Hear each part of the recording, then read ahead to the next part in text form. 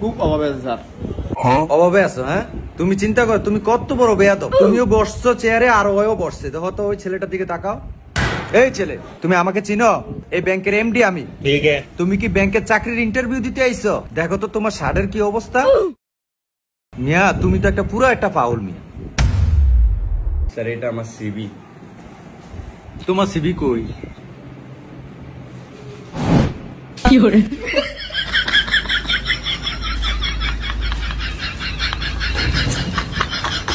Sir আমার আসলে এদের মতো ফাইল নাই রুম, তো এই সিভিটা আনতে শরম করে, তো আনছি।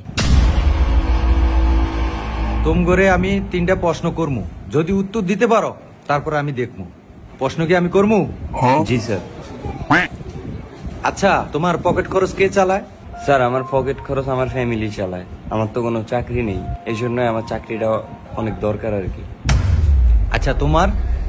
স্যার আমি ওই এলাকার মধ্যে 2-4 রাউন্ড ঘুরান দিলে এমনি মনে করেন যে পকেটে 4-500 টাকা পড়ে। কোনটা ওই ফুটা মাহবুব জানে এই আর কি। বাহ, তাহলে তো তুমি এলাকার সম্মানীয় মানুষ, তাহলে তো তোমার চাকরি করা লাগে না। না স্যার, চাকরি তো চাকরি, আর মনে করেন পকেট খরচ দিয়ে কি হয়।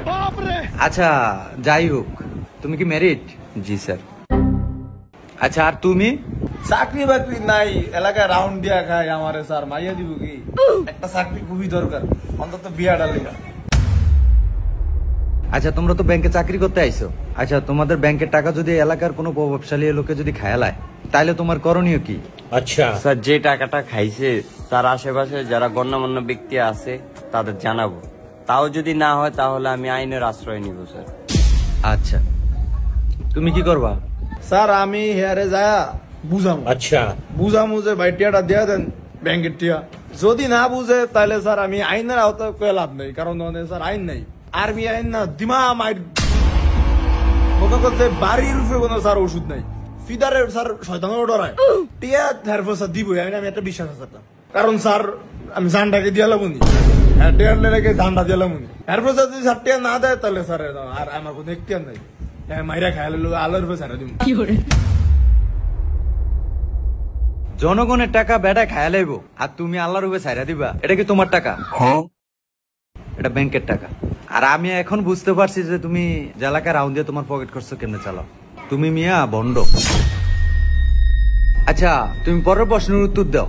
তোমার সামনে যদি কোনো মেয়েকে ইপটিজিং করা হয় তখন তুমি কি করবা?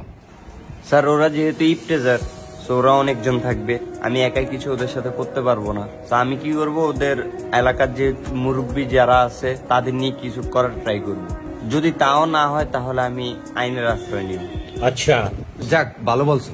আচ্ছা, তুমি? ওর মায়ের বাপ স্যার এটা কি প্রশ্ন করলেন? এটা দেখলি তো আমি নগদ করে কর দিলাম, সাইকে আমি গেলাম স্যার। এরপরে যদি এরা মনে করেন যে ভাই এ কইলো যে অনেকজন হতো 4-5 যদি থাকে, তাহলে স্যার কি আমি জানটা দিলাম নিয়ে গেল, আমি স্যার আইনের আশ্রয় নীতি। আর যদি স্যার লগে মনে করেন যে মালটাল থাকে বেরো দিন। তাইলে তোমার রক্ত গরম, বুঝা গেল। আচ্ছা, এবার একটা ব্রেনের প্রশ্ন করি তোমাদের। হ্যাঁ, আচ্ছা, তুমি হা করে আব্বা বলো।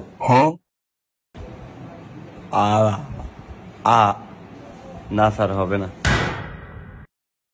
স্যার আমি কই বলো। স্যার এই যে ড্যাডি, স্যার আগ করে কিন্তু আছি ড্যাডি ড্যাডি। তোমার কি আমি ড্যাডি বলতে বলছি? স্যার আগ করে কি আব্বা কম যাইবো? আব্বা করলে তো এটা মিলবই, ব্রেনটা কামে লাগে। আর এমনিতে আমার আব্বার আমি আব্বা বলি না, ড্যাডি বলি। তুমি মনে হয় বাসায়ও মনে সবার সাথে বেয়াদবি করো। হ্যাঁ, আচ্ছা, যাই হোক। এই দারোয়ান, একটা চা নিয়ে আসো। স্যার আমি চা খাইতাম না, ইন্টারভিউ দেই তারপর পরে চা খাই। ভাই চা, আচ্ছা আনেন আনো।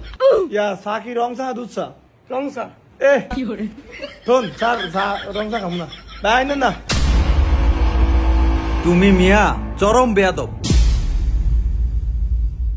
আচ্ছা, এটা লাস্ট প্রশ্ন। আচ্ছা, বাংলাদেশের মানুষের মাথা পিছু ঋণ কত বলো? স্যার এটা আমি পারি। তোরে জিগাইছি। স্যার এটা আমি পারুম কইছি, আমি পারুম। 1.5 লাখ টাকা। হারি চাইতে নয়, কত কলি? 1.5 লাখ টাকা স্যার। আচ্ছা, তোর আমি আরেকটা প্রশ্ন করি। হোয়াইট হাউস কোন দেশে? স্যার এটা আমেরিকা। হারি তুই ফাঁস ধরে ফাইল। স্যার আমিও তো অ্যান্সার দিয়েছিলাম, আমাকে চাকরি দিলেন না, দারোয়ানরে চাকরি দিলেন। এত কষ্ট করে পড়ালেখা করে কি হইব স্যার? সবকিছু পড়ালেখা দিয়ে হয় না, ঠিক আছে? কিছু মেধা শক্তিও কাজে লাগায়, ওটা নাই তোমাদের ভিতরে, এটা ওই দারোয়ানের ভিতরে আছে। স্যার তাহলে আপনি আমার একটা চাকরি দেন। তাইলে তোমাদেরকে দারোয়ানের চাকরিটা দিতে পারি, যেহেতু এখন আমার দারোয়ান নাই। না স্যার, পড়ালেখা করছি কি দারোয়ানের চাকরি করার জন্য? স্যার সই।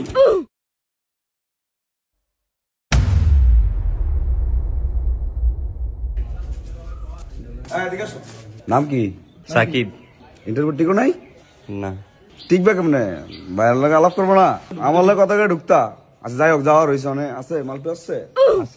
আচ্ছা ঠিক আছে, কালকে থেকে চাকরিতে আইসা বেরো, আমি বলে দিতেছি, সমস্যা নাই, বাইরে তো আসছি। যাও, কালকে চাকরি তোমার কনফার্ম, কালকে তুমি চাকরিতে এসে ডিউটি করবা। আর কে কি আমার বলবা, কই দেই কথা আছে। 1000 টিয়া মালটু চাকরি করতে পেটা চা।